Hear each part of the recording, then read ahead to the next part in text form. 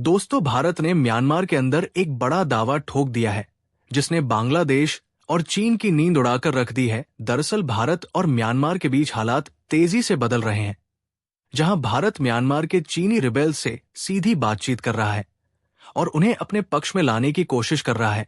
अगर ये रणनीति सफल होती है तो इसका असर सिर्फ म्यांमार तक सीमित नहीं रहेगा, बल्कि बांग्लादेश और भारत के नॉर्थ ईस्ट राज्यों पर भी होगा, क्योंकि रिपोर्ट निकल कर आ रही है कि मिजोरम के द्वारा सीधे तौर पर म्यांमार में चीन के विद्रोही संगठनों से मुलाकात की जा चुकी है और उन्हें भारत में शामिल करने के लिए अपना पहला कदम आगे बढ़ा दिया है। आज की इस वीडियो में अब भारत की नई रणनीति और चीनी रिवल्सर बातचीत और इसका बांग्लादेश पर पड़ने वाला असर के बारे में डिटेल में जानेंगे।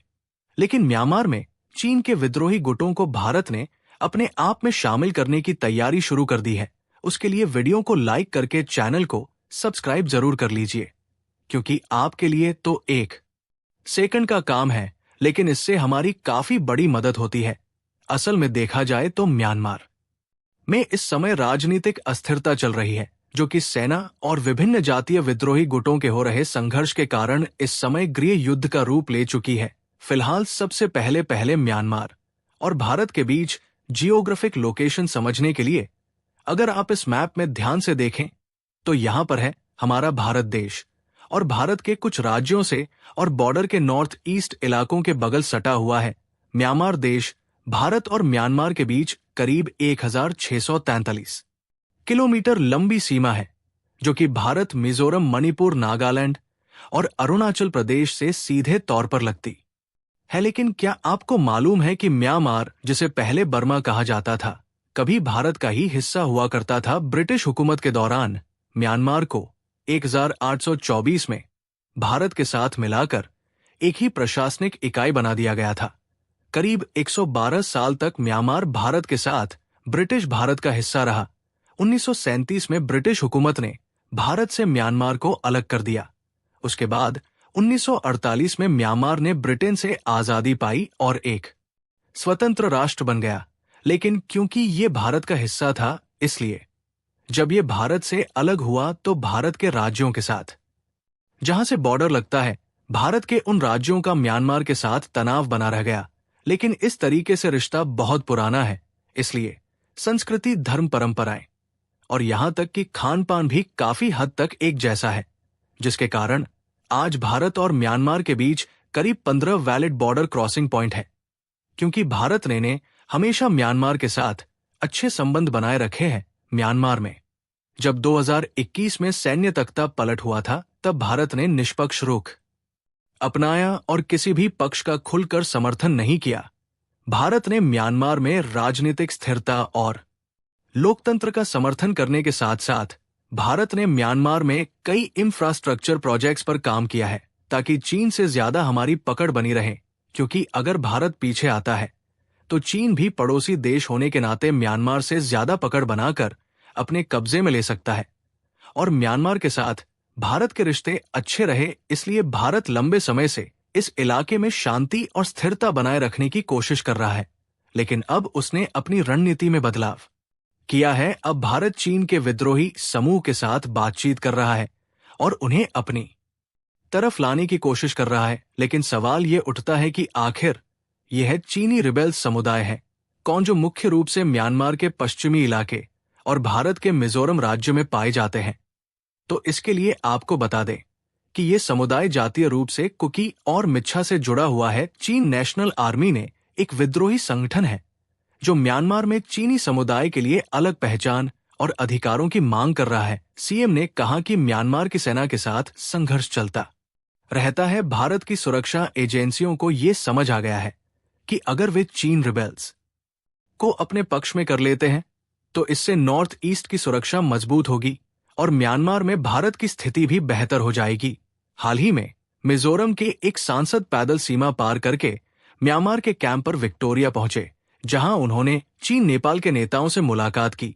ये मुलाकात भी भारत की नई रणनीति का हिस्सा था और इस बातचीत के दौरान चीन रिबेल्स को 2 विकल्प दिए गए। पहला विकल्प ये दिया गया कि या तो वो भारत के साथ आए और सहयोग करें, और दूसरा ये विकल्प दिया गया कि या फिर भारत को अलग थलग करें और म्यांमार की सेना के खिलाफ अकेले जाकर लड़े।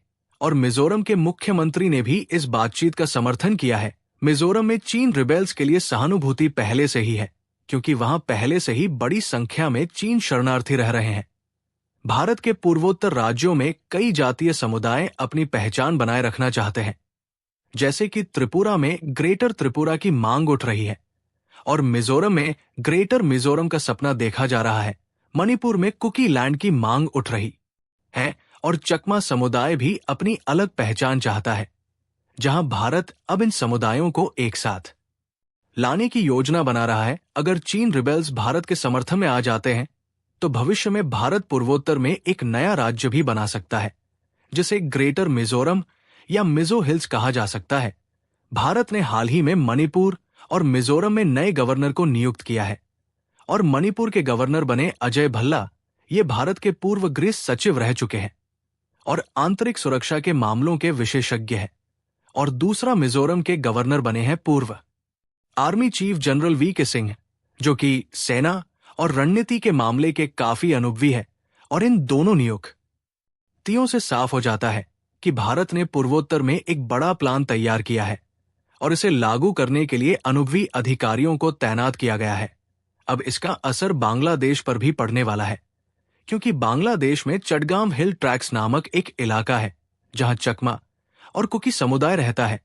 अगर म्यांमार के चीन रेवल्स भारत के साथ जुड़ते हैं तो बांग्लादेश के इन समुदायों पर असर पड़ेगा। बांग्लादेश की पूर्व प्रधानमंत्री शेख हसीना पहले से ही कह चुकी है कि अमेरिका दक्षिण एशिया में क्रिश्चियन कंट्री बनाना चाहता है, लेकिन अब ऐसा लग रहा है कि भारत इस योजना को अपने हिसाब से लागू कर रहा है। भारत ने जो ये बड़ा प्लान तैयार किया है उसके मुताबिक चीन रेवल्स भारत के समर्थन में अगर आ जाते हैं तो भारत के पास कई नए विकल्प होंगे, जैसे कि पूर्वोत्तर में जातीय एकीकरण को बढ़ावा देना और दूसरा एक नया राज्य बनाना जिसे ग्रेटर मिजोरम कहा जा सकता है, और तीसरा म्यांमार के साथ सीमा विवाद को हल करना और सुरक्षा मजबूत करना, और चौथा बांग्लादेश और म्यांमार में भारत की रणनीति पकड़ को बढ़ाना। अगर भारत इस रणनीति में सफल होता है तो पूर्वोत्तर में सुरक्षा मजबूत होने के साथ साथ म्यांमार में भारत की पोजीशन भी मजबूत होगी और यह बांग्लादेश पर दबाव बढ़ेगा। तो इस पूरे घटनाक्रम से साफ हो गया है कि भारत अब म्यांमार में सिर्फ बाहरी ताकत नहीं बल्कि एक निर्णायक खिलाड़ी बनना चाहता है। अब देखना यह होगा कि इस नए समीकरण में चीन, रूस और अमेरिका कैसे प्रतिक्रिया देते हैं, क्योंकि यहां पर ये भी अपनी नजर गड़ाए हुए हैं। बाकी आपको क्या लगता है कि भारत सही दिशा में आगे बढ़ रहा है या नहीं? अपनी राय कमेंट में जरूर